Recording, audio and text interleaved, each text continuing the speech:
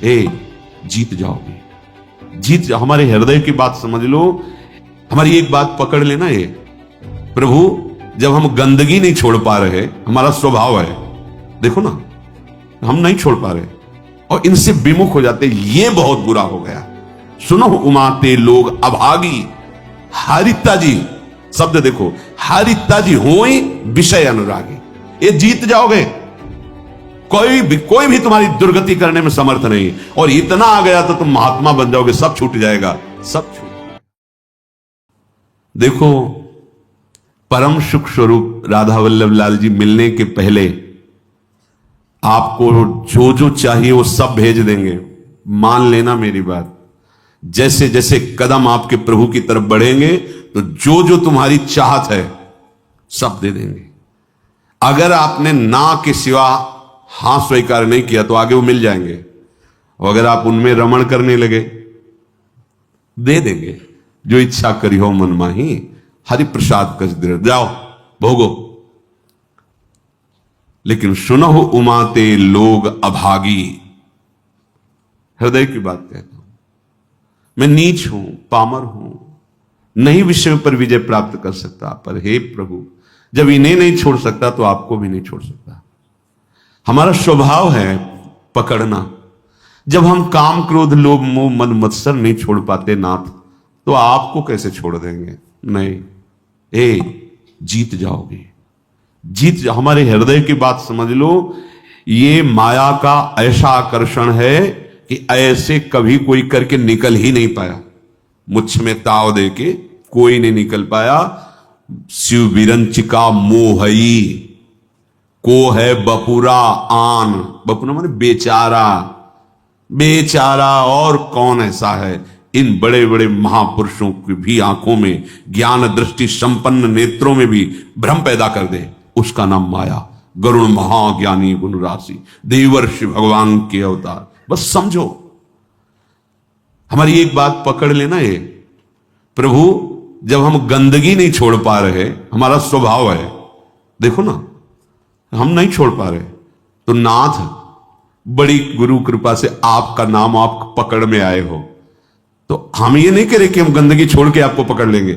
हम गंदगी नहीं छोड़ पा रहे तो आपको भी नहीं छोड़ पाएंगे। जीत जाओगे, हमारी बात मान लेना, प्रार्थना मान लेना, इस बात की अकाट्य समझ लेना। जन अवगुण प्रभु मानन काऊ, दीन बंधु अति मृदुल। हमसे गलती क्या हो जाती है? हमारी मन भावती भोग वृत्ति को जहां भोग मिले तो हम इनको छोड़ देते हैं और उसको पकड़ लेते हैं और इनसे विमुख हो जाते हैं। ये बहुत बुरा हो गया। सुनो उमाते लोग अभागी, हारिता जी शब्द देखो, हारिता जी होई विषय अनुरागी। ये शरीरधारी कितने दिन जीवित रहेंगे? इनको अपना पति माने, प्रीतम माने, अपना जीवन सर्वस्व माने, कितने दिन रहेंगे? छूटेगा ना। तो इनके अंदर जो बैठा हुआ मेरा प्रीतम है, उससे प्यार कर लो। सब में वही विराजमान है, भावना कर लो। जब हम किसी धातु पर, किसी पाषाण आदि के विग्रह पर, किसी छवि पर भाव करके भगवान प्राप्त कर लेते हैं, तो चलते फिरते इन मूर्तियों पर भगवान को क्यों नहीं हम प्राप्त कर सकते? पर हमारा भगवत भाव हट जाता है और विषय सेवन से व्यक्तित्व भाव आ जाता है। ये स्त्री, ये पुरुष, ये जड़, ये चैतन्य, यही घाटा हो जाता है। हमारी बात मान लेना, ये बहुत सहज और सरल बात है। इतना इतना छोड़ करके आप प्रभु को स्वीकार करें, बड़ी कठिन बात है। और ये हम कोई मनमानी नहीं कह रहे हैं। महापुरुषों द्वारा बिगड़ी जन्म अनेक की, अब ही सुधरे आज अभी सुधर जाएगी। तो आज अभी क्या छोड़ देंगे भाई? हम बहुत जन्मों का हमारा संस्कार है, भोगों का, विषयों का, गंदी आदतों का, तो हम छूट जाएगी, अभी छूट जाएगी नहीं। अभी पकड़ लोगे, पकड़ तो लोगे ना। बोले हाँ, क्या हो ही राम को, हे प्रियाजू मैं आपका, ये तो पक्का है आपके लायक ना भी हूं, न कभी था न कभी हो पाऊंगा। अपनी तरफ से पक्की बात है। चाहे जितनी कोई डींग हाके, अपने लोग पूरा जीवन इसी मार्ग पे उनकी कृपा से चले, उस अनुभव से कह रहे हैं। चाहे जितनी डींग हाको, अभी बुद्धि परमात्मानंद में है, थोड़ी देर में विषय आनंद में पहुंच जाती, इसका पता ही नहीं लगता। इस दुष्ट का भरोसा ही नहीं है। भरोसा तो प्रियाजू के चरणों का है कि वो अपने चरण चिन्ह अंकुश से हमारे मन को फंसाए हुए अगर वो छोड़ दे तो अभी ये खेल कर दे संसार का। बहुत विचित्र है, बहुत विचित्र। निज अनुभव ये कहो खगेसा। आचार्य चरण कहते हैं, हितजू महाराज, ना जानो छिन अंत कवन बुद्धि घटाई प्रकाशित। कोई भरोसा नहीं, ये बुद्धि कब कहां कैसे। भरोसा तो भरोसो दृढ़ इन चरणन के। हमारे हृदय की बात हमारे गुरुजनों से जो प्राप्त हुई है, हम छोड़ नहीं पा रहे हैं, असमर्थ हैं, पर हम पकड़ने में बड़े चतुर हैं। तो प्रभु गुरु कृपा से आपका नाम, आपकी बात, आपका आश्रय पकड़ में आया है। आपको देख तो नहीं पा रहे, आपका आश्रय पकड़। तो जब ये नहीं छोड़ सकते तो हम आपको भी नहीं छोड़ सकते। ये जीत जाओगे, कोई भी तुम्हारी दुर्गति करने में समर्थ नहीं। और इतना आ गया तो तुम महात्मा बन जाओगे, सब छूट जाएगा, सब छूट जाएगा। क्योंकि जैसे जैसे ज्ञान का प्रकाश होगा, अज्ञान नष्ट होता चला जाएगा। अगर हम इससे कोई कहे कि सब छोड़ करके फिर प्रभु की शरण में आओ, तो असमर्थ, सब असमर्थ हैं, सब। घोर वैश्याचारी भी, वैश्यागमन करने वाले भी जब भगवान की शरण में आए तो महात्मा बन गए। करो सद्यते साधु समान। हमें तो एक ही बात समझ में आई है कि इनकी कृपा से इनको जाना जाता है, इनको पाया जाता है, इनकी साधना होती, इनका भजन होता है। सच्ची बात कह रहे हैं, अपनी तरफ से हम शून्य हैं। अपने को देखा है, अपनी तरफ से हम शून्य हैं, कोई भी अंक नहीं है। कोई अंक है तो आपकी कृपा का है, अन्यथा नहीं है। ये निष्ठाएं इन्हीं की कृपा से जागृत होती है। जब दिखाई देता है अब कोई सहारा नहीं, तो ये बेईमान मन फिर भागता है प्रिया जी के चरणों की तरफ कि अब कोई रास्ता ले, अब तो पकड़ ले, अब तो पकड़ ले। जब कोई तेरा ले तो पकड़ ले, ये कृपा होती है। और इसका स्वभाव पकड़ लेता है तो छोड़ना बड़ा कठिन होता है। बस यही हमारी विजय का हेतु होगा।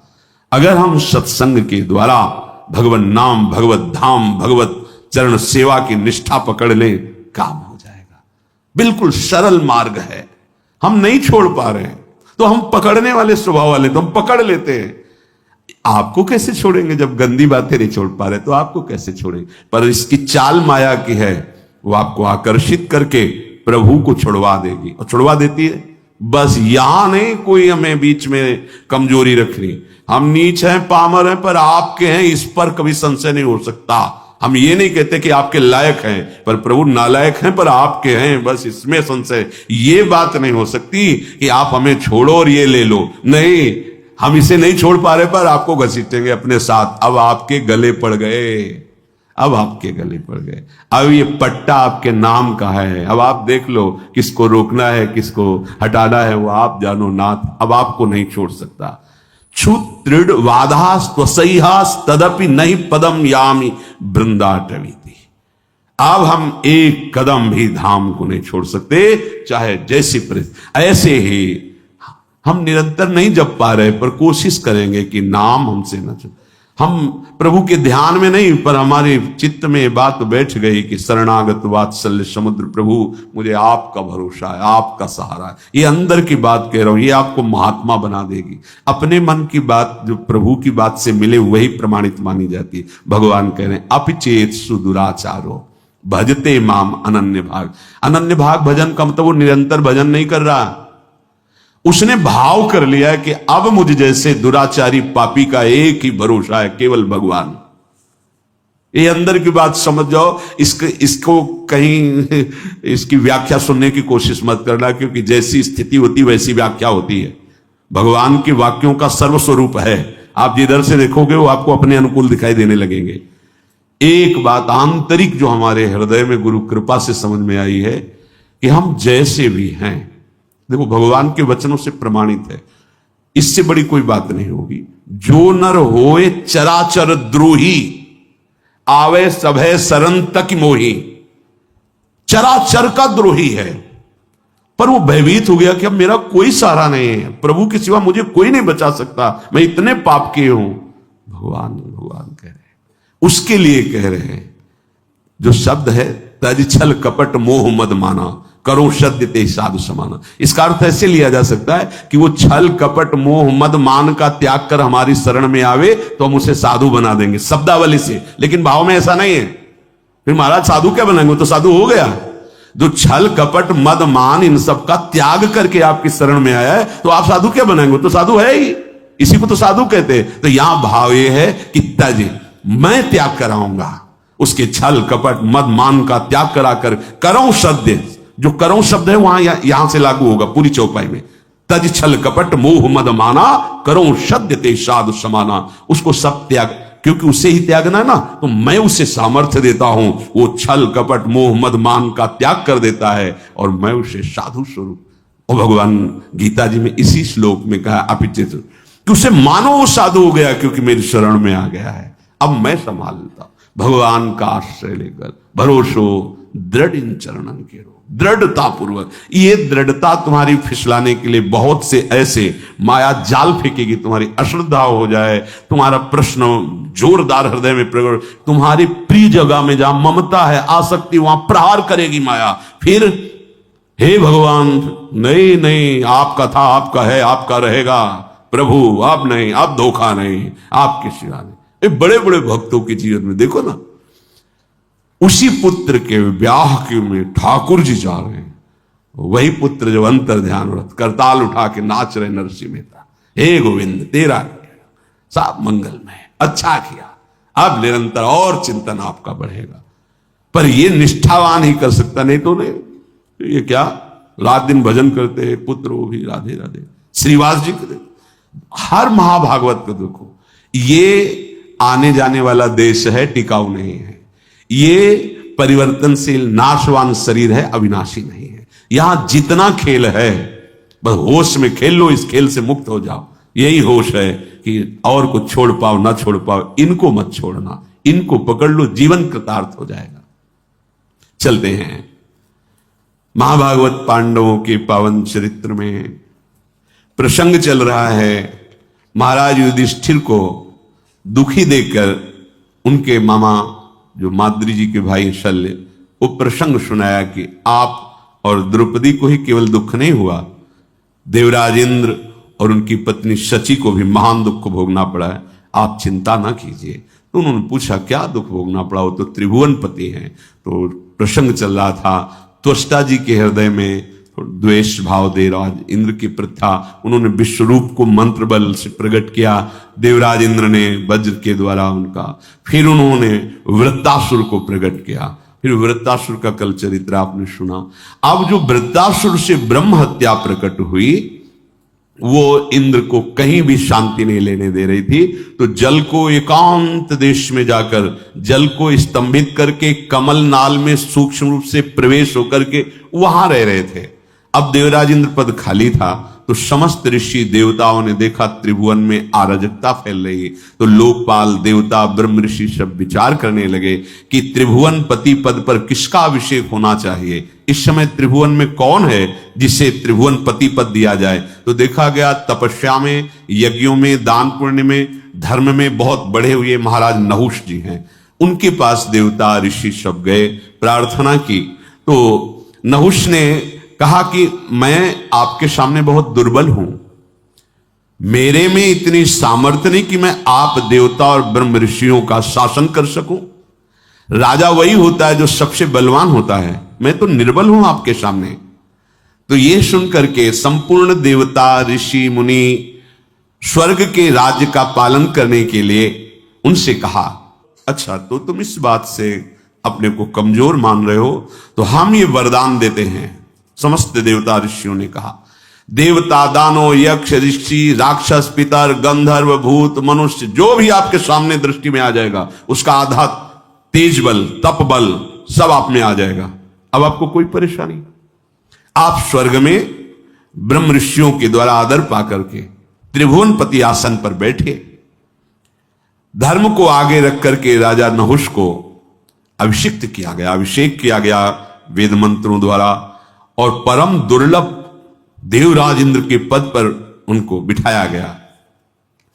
अब कौन रस जन्मा जग माही, प्रभुता पाहि जाहि मद नाही। कौन ऐसा है जो संसार में बड़ा पद मिल जाए और अभिमान ना आ जाए? यही रोग इनको भी लग गया, त्रिभुवन पति पद। कुछ दिन तो ठीक से चला, इसके बाद मद जो है अपना प्रभाव दिखाने लगा। उनको लगा जब मैं देवराज पद का भोग कर रहा हूं तो फिर इनसे क्या। सभासदों को बुलाया, बड़े बड़े लोकपाल देवता सब उनकी सभा में बैठते हैं। कहा पूर्व इंद्र की जो महारानी सची हैं मेरी सेवा में उपस्थित किया जाए, उनको आज्ञा दिया जाए, मेरी आज्ञा है मेरी सेवा में उपस्थित हो, क्योंकि जब देवराज पद का अधिकार मुझे प्राप्त है तो उनका भी। सची देवी आज रात्रि में मेरे महल में पधारे, मेरी आज्ञा सुना दी जाए। ये जब सची देवी से प्रार्थना की गई तो बहुत घबरा गई, दुखी हो गई। पातिव्रत धर्म से युक्त है, उनका तो आश्रय भगवान बृहस्पति जी हैं। वो अपने महल से निकले और बृहस्पति जी के चरणों में जाके कहा, गुरुदेव मैं आपकी शरण में हूं, आप मेरे पातिव्रत धर्म की रक्षा कीजिए।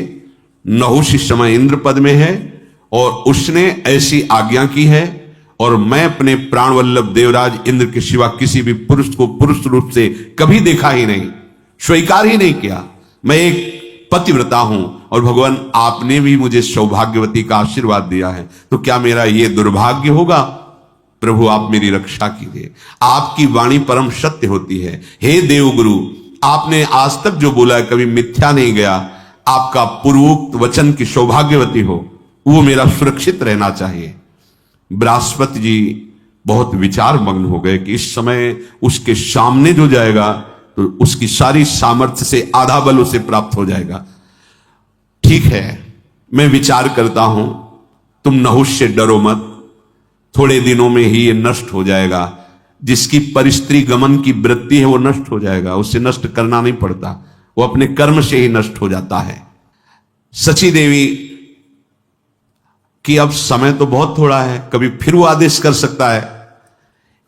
वो रात्रि देवी की उपासना की। रात्रि देवी उपश्रुति नाम से प्रकट हुई।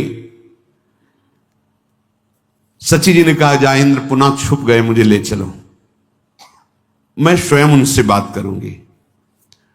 उपश्रुति देवी, ये सब खाली नहीं कि दिन रात्रि, ये सब साक्षात हैं, ये भगवत स्वरूप है। इसीलिए किसी के पाप और पुण्य का हिसाब वहां करने के लिए वकील की जरूरत नहीं होती। जिस समय तो समय उपस्थित है, रात है या दिन वो उपस्थित है, जिस दिशा में वो उपस्थित है। तुम्हारा मन स्वयं आत्मस्वरूप से प्रभु, सब वहां किसी की सलाह की जरूरत नहीं, जो कर्म उसका उसी क्षण हिसाब। उपश्रुति देवी ध्यान में देखा कि इंद्र कहां हैं, देखो जल को स्तंभित करते हुए कमल नाल के अंदर छुपे बैठे हैं। उपश्रुति देवी को वहां उपस्थित देखकर इंद्र प्रसन्न हुए।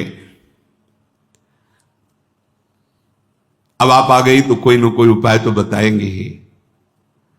उन्होंने कहा, इंद्रदेव तुम्हारा कल्याण हो, इंद्राणी का दुख देख करके मैं आई हुई हूं।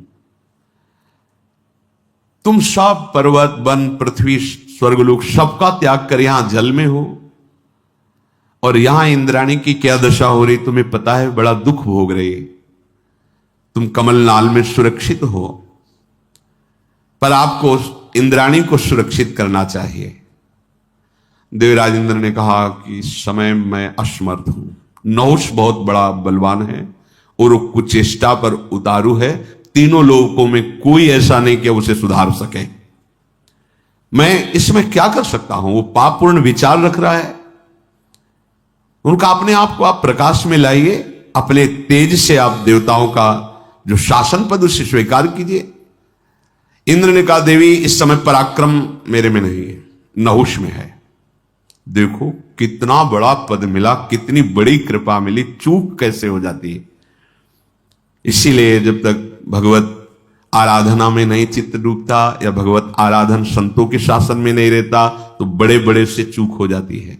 इसीलिए चाहे शिव बिरंची सम होई, गुरु बिनु भव निधि तरह न कोई। तुम्हें गुप्त रूप से एक कार्य करना मैं उपाय बता देता हूं।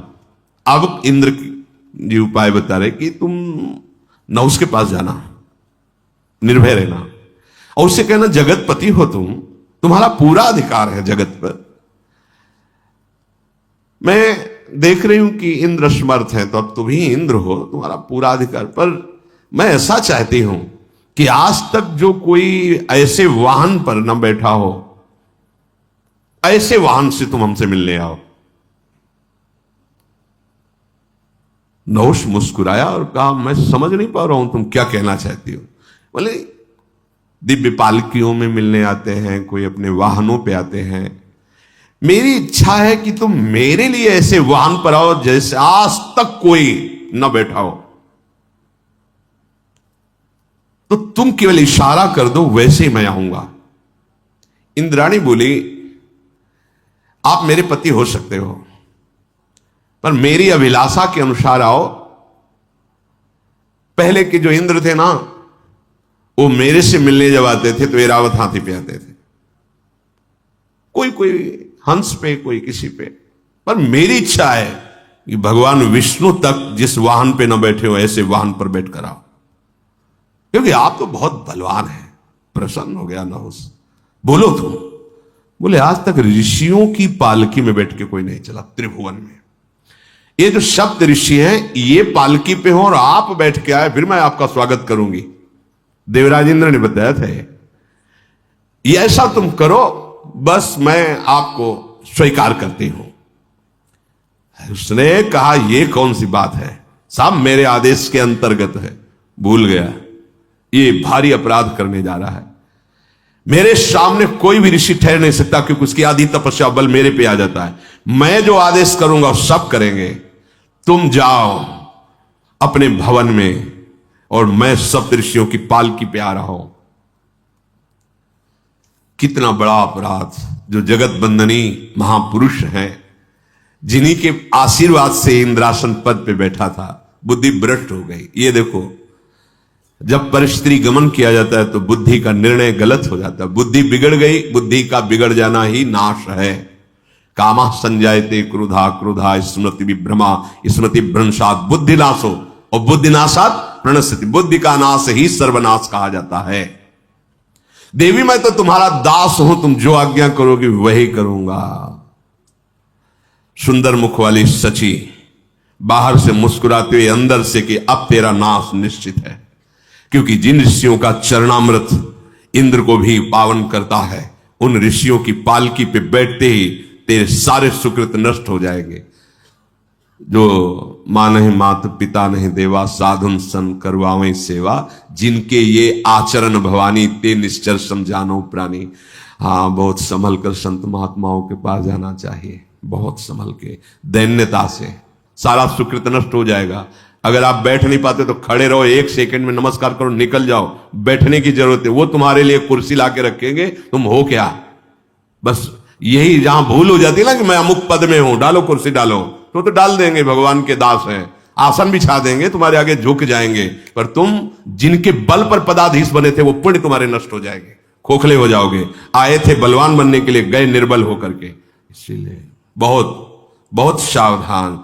महाराज दुष्यंत जब कर्ण जी के आश्रम में जा रहे तो हमने पढ़ा, उसमें नंगे पैर, छत्र हटा के, शीश की पाग हटाकर, एक केवल अंग रक्षक, वो भी प्रधान गेट तक वहीं छोड़ दिया, अकेले दैन्य भाव से, दीन होकर, राज चक्रवर्ती पोशाक पे नहीं, दीन होकर। ऐसे महापुरुषों द्वारा दिए हुए आसन को प्रणाम करके हट के बिना आसन के बैठना चाहिए। अगर उनके दिए आसन पर बैठ गए, क्षमता तुम्हारी नहीं है, तो सारे सुकृत नष्ट हो जाएंगे। जैसे देवती जी, मनु जी, शतरूपा जी जब करदम जी के आश्रम पर गए तो 3 आसन बिछाए। सम्राट पद पर भगवत स्वरूप हैं ये महाराज, आसन को प्रणाम किया, बैठ गए। शत्रुपा जी पर देहूति जी ने आसन को प्रणाम कर खाली आसन पर बैठी। देख लिया, बुद्धि प्रवीण है, हमारी अर्धांगिनी पद के अधिकारी है। संत महात्माओं का स्वरूप बड़ा दैन्य होता है। वहां यह सावधानी रखनी चाहिए कि उनके द्वारा कोई हमारी परिचर्या नहीं होनी चाहिए। हम गए हैं उनका कृपा प्रसाद लेने, अब वो खड़े हैं, आपको कुर्सी चाहिए, हाँ जी, अब वो विरक्त संत कुर्सी उठा के ला रहा है, आपको बैठा रहा है। आप ठीक है, आपका कमर ठीक नहीं, टांग ठीक नहीं, एक बार एक दर्शन की बस हम बैठ रहे हैं, हम सुन लेंगे यूट्यूब में, आपके सामने नहीं बैठ जा रहे हैं। या हम कष्ट से कि सीढ़ी में नीचे बैठ जाते हैं, सुन लेते हैं। नहीं, अगर बैठने लायक हो बैठ जाओ, नहीं खड़े दर्शन करो, चले जाओ, जरूरत नहीं है। उनके द्वारा दी हुई सेवा तुम्हारे सुकृत नष्ट कर देगी। पर वो जब बुद्धि प्रवीण नहीं होती तो फंस जाती है। हम देखते हैं गुरुजनों के सामने आसन पे नहीं, आसन उनसे श्रेष्ठ हो तप में भजन में तो भी प्रणाम करके आसन को माथे से प्रणाम फिर बैठा जाता है। ऋषि मुनि संत महात्मा इनके पास उनके दिए हुए आसनों को हटा दिया जाता है, समेट के रख दिया। उनका तो स्वभाव सम्मान हम इसके योग्य नहीं। दैन्यता कमा के चले जाओगे, लेके चले जाओ, नहीं तो गंवा के चले जाओगे। यही देवराज इंद्र ने विचार करके कहा जाओ सप्तऋषियों की पालकी में वो आए, ऐसे उसको प्रेरणा करो। अब इसने आज्ञा की जिसमें बड़े बड़े महापुरुष हैं, पूरी सृष्टि का संचालन उनके तप से होता है। बृहस्पति जी के घर पे इंद्राणी और दुष्टात्मा नहुष तो एकदम बावरा हो गया, समझ ही नहीं पाया कि मेरे नाश की बात हो रही है। बहुत होश में रहना चाहिए। फोन कर दिया, गाड़ी भिजवा रहे हैं, उनके लिए वीआईपी व्यवस्था खान, ये तुम्हारा पतन करवा देगा। एक जगह तो अहंकार नष्ट होना चाहिए तुम्हारा। संत गुरुदेव के सामने तो तुम्हारा अहंकार नष्ट, कोई पदवी तुम्हारी नहीं। अगर पद में देखो तो अखिल कोटि ब्रह्मांडों के स्वामी का दासत्व पद है, वो परम पद पे आरूढ़ महापुरुष। तुम्हारा पद क्या है? 4 दिन की चांदनी फिर अंधेरी रात, कर लो मनमानी। वो अगर दैन्यता से झुक रहे हैं, तुम्हारे मंगल के लिए झुक रहे, नहीं वो परम पद में विराजमान है। अखिल लोक चूड़ामणि अनंत ऐश्वर्यों के स्वामी भगवान के वो ऐसे दास हैं कि अजित भगवान उनके अधीन हैं। वो ये न समझो कि भिखारी है, साधु महात्मा है, कुछ दे ले लिया और अपनी पोजीशन, पहले आके अपनी पोजीशन, हम अमुक पद पे हैं, अमुक पद। तुम क्या पद में हो? हम परम पद के दासत्व से युक्त होकर तुम्हें वहीं ले जाने के लिए भगवान ने हमारे पास भेजा है, उसी परम पद का परिचय। तो दैन्य, अगर दैन्य नहीं तो कुछ नहीं। हम तो चरणामृत उतार के पिएंगे आपका, क्योंकि चरणों में श्री हरि का वास है, उनका धोवन हम पिएंगे। लेकिन आपका क्या होगा? आपकी स्थिति कहां है? सब खो के जाओगे और सोचोगे साधु दर्शन के बाद अशांति कैसी, ये कैसे विघ्न उपस्थित हो रहे हैं, क्योंकि खो दिए सब। लेने जाने वाले को बहुत सावधान, अपनी झोली मजबूत रखो और दृष्टि, कोई सेवा, कोई दोष ना होने पावे और कोई सेवा उनकी स्वीकार न करो। वो तो करेंगे सेवा, आप स्वीकार, बहुत बहुत चरणामृत प्रसाद और उनकी चरण रज माथे पे। नहुष से चूक हो गई, सप्त ऋषियों को पालकी में जोतने का आदेश कर दिया। बस जीवन में ध्यान रहे, आगे का चरित्र तो फिर सुनेंगे। जीवन में ध्यान रहे, कभी ऐसी हमारी बुद्धि भ्रष्ट ना हो जाए कि जो जिनके द्वारा हमारा परम मंगल होना, उनके द्वारा हमारा अहंकार पुष्ट होने लगे। इस पर सावधान हो जाना। अगर गुरुजन तुम्हारी प्रशंसा करने लगे तो एकांत में तुम्हें रोना चाहिए, जलना चाहिए कि कोई अपराध बन गया। अरे नहीं नहीं नहीं, जिनकी वाणी और कृपा दृष्टि से मेरा अहंकार नष्ट होना चाहिए था, वहां ये पुष्ट हो रहा है, अब तो मेरी दुर्गति हो जाएगी अगर ये प्रशंसा करेंगे, ये शासन करें तो नाच देना, नाच पड़ना चाहिए। आप कोई बिगाड़ नहीं सकता, क्योंकि इनकी करुणा दृष्टि हम पर है। हम लोग संत गुरुजनों से अनुकूलता चाहते हैं, हम अपनी दृष्टि के अनुसार चलाना चाहते हैं। हमसे ऐसे मिलो, हमसे बात करो, हमसे ऐसे नहीं। हम देखें अपने हृदय में सोचकर, दैन्य भाव से रहो। जो तुम्हारे हृदय की बात है वो तुम्हें सुनने को मिल जाएगी, वो तुम्हारी भावना की पूर्ति हो जाएगी, कामना की पूर्ति हो जाएगी। करोड़ों कल्प तरु भगवत प्रेमी महात्माओं के समान नहीं हो सकते, क्योंकि उनकी करुणा कृपा भगवान से मिलाती है। कल्प तरु तो लौकिक विषयों को देता है, केवल भाव शुद्ध हो जाए। बड़ी चूक हो गई, इतनी बड़ी पदवी, इतना बड़ा तप यज्ञ करने वाला महापुरुष नहुष चूक हो गई। ऋषियों को पालकी में जोत दिया, निंदनीय कर्म, महानिंदनीय कर्म। अब आगे जो दशा होगी उसको आगे श्री राधा वल्लभ लाल।